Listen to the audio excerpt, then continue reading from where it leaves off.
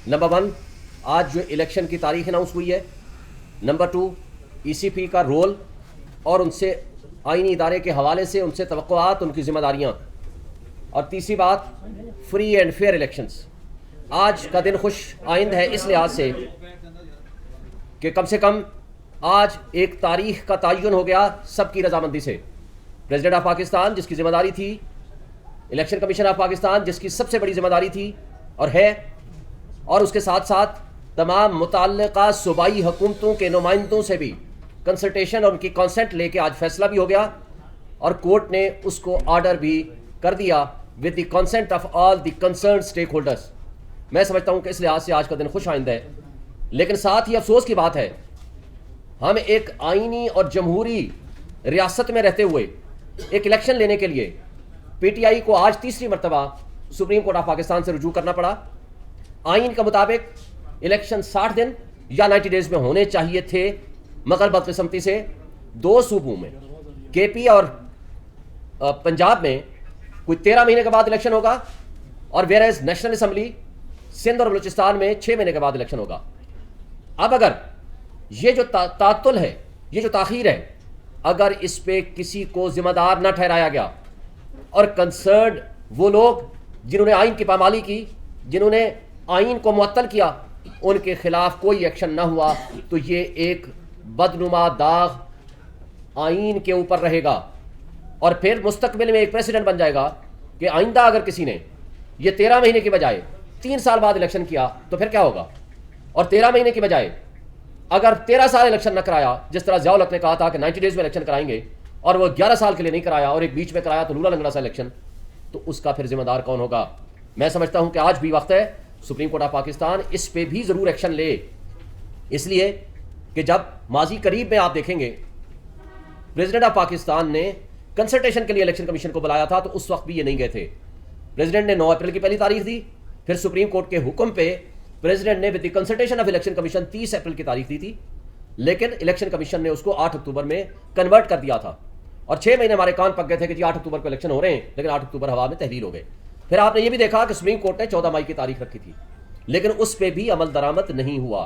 फिर प्रेसिडेंट ने 6 नवंबर की तारीख को प्रपोज करके भेजा था, उस वक्त इलेक्शन कमीशन ने जनवरी की तारीख रखी थी।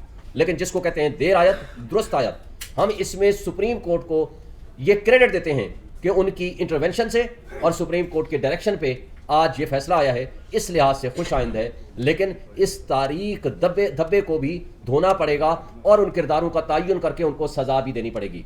अब आते हैं इलेक्शन कमीशन की तरफ।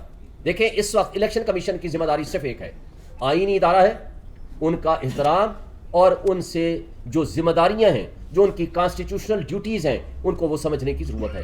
वो अगर कमज़ोरी दिखाएंगे, वो अगर इम्पार्शल नहीं होंगे, पार्शल हो जाएंगे, वो किसी की जानिबदारी शुरू कर देंगे या किसी के हाथों में खिलौना बन जाएंगे, तो अफसोस से कहना पड़ेगा, तो फिर ना उनका एहतराम होगा और उनके ऊपर तनकीद भी होगी, उनके ऊपर मिसट्रस्ट भी होगा। आप मुझे बताएं, इलेक्शन कमीशन ने 30 अगस्त को in the presence of media, in the presence of our advocates ये तयन किया और ये फैसला सुनाया कि बल्ले का निशान भी होगा और चेयरमैन PTI भी चेयरमैन के ओहदे पे बरकरार रहेंगे। लेकिन बदकिस्मती से आज तक वो फैसला बाहर नहीं आया। आपने कल देखा चेयरमैन इलेक्शन कमीशन ने अपने उस फैसले को रिकन्फर्म किया मीडिया के सामने, लेकिन रिटर्न में हमारे पास फैसला नहीं पहुंचा। उसका नुकसान क्या है? सियासी अदम इस्तेकाम और शुकूक व शुबहात बढ़ रहे हैं। हर दूसरा शख्स ये पूछता है हमसे, मीडिया वाले पूछते हैं क्या बल्ले का निशान होगा? भाई सबसे बड़ी पॉलिटिकल पार्टी है PTI, इमरान खान फेडरेशन की अलामत है, PTI फेडरेशन की अलामत है। चारों सूबों में GB, गिलगित बल्तिस्तान और कश्मीर में सबसे ज़्यादा अगर पॉपुलर पार्टी है तो वो PTI है। अगर मोस्ट पॉपुलर पॉलिटिकल पार्टी और फेडरेशन की अलामत को जिस अंदाज से ट्रीट किया जाया है रियासती इदारों की तरफ से, आईनी इदारों की तरफ से, यह काबिल अफसोस है। अगर आपके इलेक्शंस वक्त पे हो जाते तो जो सियासी अदम इस्तेहकाम, अफरा तफरी, इंतशार, बददिली फैली है, जिससे बिलियन डॉलर्स का आपके मुल्क का नुकसान हुआ है, वो शायद ये रियासती इदारे उसके ज़िम्मेदार हैं। और शायद वो हम जो आवाम को, जो 25 करोड़ आवाम आज माशी तबाही की दलदल में फंस चुकी है, शायद उनको हम निकालने में कामयाब होते अगर आईनी इदारे اپنی ڈیوٹیز وقت پہ کرتے اور صحیح طور پر کرتے. اور آپ نے دیکھا آج سپریم کورٹ نے درست کہا کہ اگر کوئی آئینی شخصیت اپنی کرسی کے ساتھ آئین کے ساتھ انصاف نہیں کر سکتا, اپنی ذمہ داریاں ادا کرنے سے قاصر ہے, تو اس کو وہ کرسی چھوڑ دینی چاہیے. اس لیے کہ ایک آپ عوام کے سامنے ذمہ دار ہیں اور پھر اللہ کے سامنے آپ ذمہ دار ہیں, آپ نے اوتھ اٹھا رکھی ہے. لہٰذا جو سوشل کانٹیکٹ ہے ریاست کے ساتھ عوام کا, وہ آپ کا آئین ہے. لیکن بدقسمتی سے آج آئین تھیوریٹیکلی موجود ہے لیکن وہ پامال ہو چکا ہے. بنیادی انسانی حقوق آپ کے موجود ہیں لیکن معطل کیے جا چکے ہیں. بظاہر آپ کی جمہوریت ہے لیکن جمہوریت کے نام پہ تماشا ہو رہا ہے صبح شام. اصلی جمہوریت جو ہوتی ہے وہ یہ ہوتی ہے جہاں رول آف لا ہو. اصلی جمہوریت وہ ہوتی ہے کہ لوگوں کو ان کے حقوق ملیں. اصلی جمہوریت وہ ہوتی ہے جہاں قانون اور انصاف کا بول بالا ہو, کسی کو زیادتی کرنے کی جرت نہ ہو, عدالتیں آزاد ہوں, اور کسی کے ساتھ بھی زیادتی ہو تو وہ ان کو انصاف کا دروازہ کھٹکھٹانے میں کوئی ہچکچاہٹ نہ ہو اور منصف انصاف اور قانون کے مطابق انصاف کریں. یہ ہے اصل جمہوریت اور یہ ہے اصل جمہوریت کا حسن. لیکن بدقسمتی سے آج ہم جمہوریت کے نام پہ تماشا تو دیکھ رہے ہیں لیکن جمہوریت صحیح معنوں میں, آئین صحیح معنوں میں, بنیادی حقوق صحیح معنوں میں معطل ہو چکے ہیں. آج بھی ریاستی ادارے ایک پولیٹیکل پارٹی کو کرش کرنے کے لیے پی ٹی آئی کو کبھی اغوا کیا جاتا ہے, اغوا برائے بیان کیا جاتا ہے, کبھی ان کو میڈیا ہاؤسز پہنچایا جاتا ہے, کبھی ان کو ڈرائی کلین مشین کے ذریعے استحکام پاکستان پارٹی یا کسی اور کنگز پارٹی میں پہنچایا جاتا ہے, یا ان سے پریس کانفرنسز کرا کے ان سے پارٹی چھڑوائی جاتی ہے.